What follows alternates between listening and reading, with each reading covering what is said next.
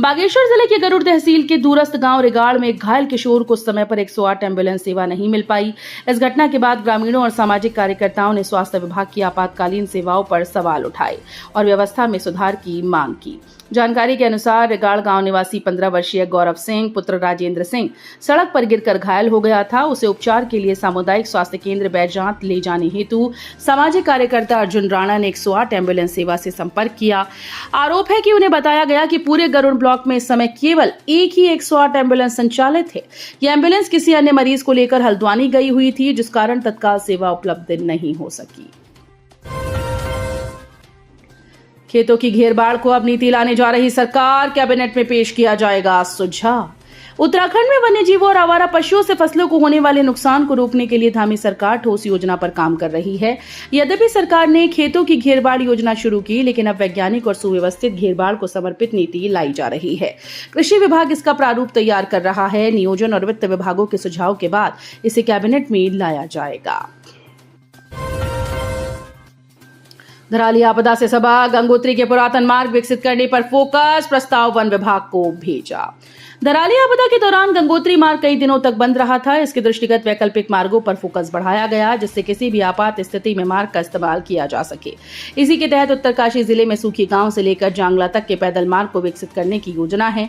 इसके लिए नए सिरे से वन भूमि हस्तांतरण का प्रस्ताव तैयार कर वन महकमे के पास भेजा गया। धराली आपदा के बाद से आपदा प्रबंधन के क्षेत्र को और सुदृढ़ करने के कदम उठाए जा रहे हैं। अवैध रूप से शराब पीने पिलाने पर कार्रवाई, होटल मालिक गिरफ्तार, पुलिस ने हिरासत में लिए 79 लोग। पटेल नगर थाना पुलिस ने ट्रांसपोर्ट नगर स्थित होटल में बिना लाइसेंस और परमिट के ग्राहकों को शराब परोसने के आरोप में होटल संचालक को गिरफ्तार किया। वहीं सार्वजनिक स्थानों और सड़क किनारे शराब पी रहे 79 लोगों को हिरासत में लेकर उनके खिलाफ पुलिस अधिनियम में चालानी कार्रवाई की गई। पटेल नगर थाना प्रभारी विनोद गोसाई ने बताया कि जनपद में अपराध और अव्यवस्था पर अंकुश लगाने के लिए चलाए जा रहे अभियान के तहत होटल, ढाबों और सार्वजनिक स्थानों पर विशेष चेकिंग की जा रही है। बताया कि ट्रांसपोर्ट नगर स्थित होटल तंदूर नाइट में पुलिस टीम ने छापा मारा। जांच में पाया गया कि होटल में बिना वैध लाइसेंस या परमिट के लोगों को बैठाकर शराब पिलाई जा रही है। 9 जुलाई को उत्तराखंड दौरे पर आएंगे केसी वेणुगोपाल, कांग्रेस कार्यकर्ताओं के साथ करेंगे बैठक। अखिल भारतीय कांग्रेस कमेटी के महासचिव केसी वेणुगोपाल 9 जुलाई को उत्तराखंड के 2 दिवसीय दौरे पर देहरादून पहुंचेंगे। प्रदेश कांग्रेस कमेटी के मीडिया चेयरमैन राजीव महर्षि ने बताया कि वेणुगोपाल दोपहर 12 बजे पार्टी के प्रदेश अध्यक्ष, नेता प्रतिपक्ष, केंद्रीय इलेक्शन कमेटी सदस्य, पूर्व प्रदेश अध्यक्ष व CWC सदस्यों के साथ बैठक करेंगे। बद्रीनाथ में चढ़ावे की जांच, आरोपी कर्मचारी की ड्यूटी बदली, BKTC ने प्रोटोकॉल व थाली भेंट गणना कार्य से हटाया। बद्रीनाथ मंदिर में चढ़ावे में कथित हेराफेरी के आरोपों की जांच के बीच बद्रीनाथ केदारनाथ मंदिर समिति ने आरोपी कर्मचारी को महत्वपूर्ण जिम्मेदारियों से हटा दिया। समिति ने उसे फिलहाल प्रोटोकॉल और थाली भेंट गणना की ड्यूटी से मुक्त कर दिया है। आरोपी कर्मचारी बद्रीनाथ धाम में प्रोटोकॉल और थाली भेंट गणना कार्य से जुड़ा हुआ था। ये दोनों व्यवस्थाएं मंदिर संचालन की दृष्टि से अत्यंत महत्वपूर्ण मानी जाती हैं। सिरासू पुल के पास स्नान के दौरान गंगा में बहा मेरठ का युवक, दोस्तों के साथ आया था घूमने, खोज जारी।